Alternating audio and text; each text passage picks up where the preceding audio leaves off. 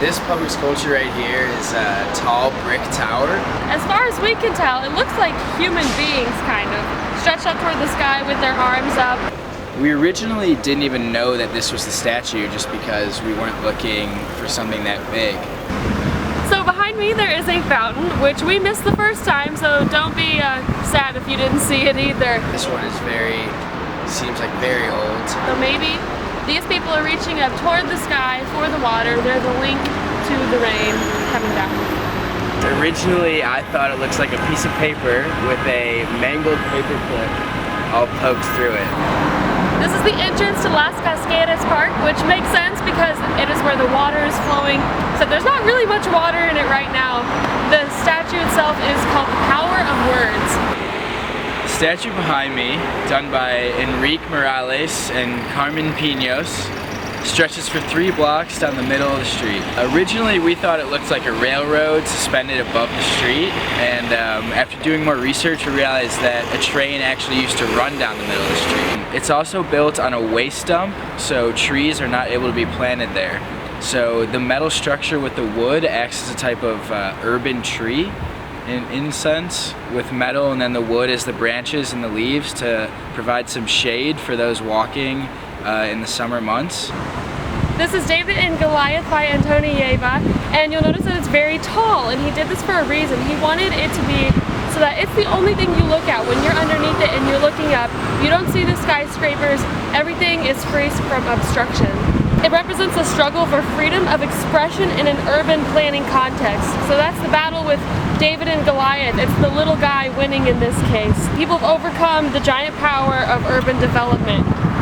The cool tie to the past and present with this is that because this was an old neighborhood, Goliath seems to be like a sheet flowing through the wind, as if it would have been a laundry hanging out on the line. The statue behind me, which is made out of intertwined steel strips and meant to resemble a goldfish with scales when the sun is shining on it.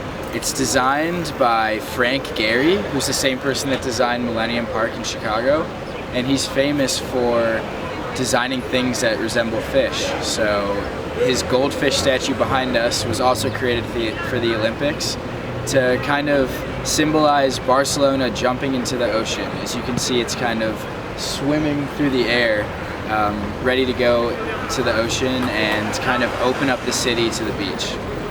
Behind me is a fountain, which you can't see because they have it off for winter, which kind of cracks me up. Back home, we're only going to turn a fountain off in winter because it's going to freeze.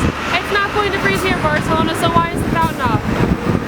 All in all, nobody can get to the fountain to enjoy it. It kind of is just there. It's the middle of a roundabout. Cars get to go around it. It's on Marina. It really serves no purpose for anybody, especially when it's not on. The chimney behind me that you see is simply that. It's just a chimney made out of bricks and left here from when this part of the city was an industrial center. Since then it's been renovated for the Olympics, but this was left here to kind of leave a little monument to what used to be here and kind of show the tie between the old brick factories that used to be here and now the new structures of twisted metal and kind of more modern looking buildings.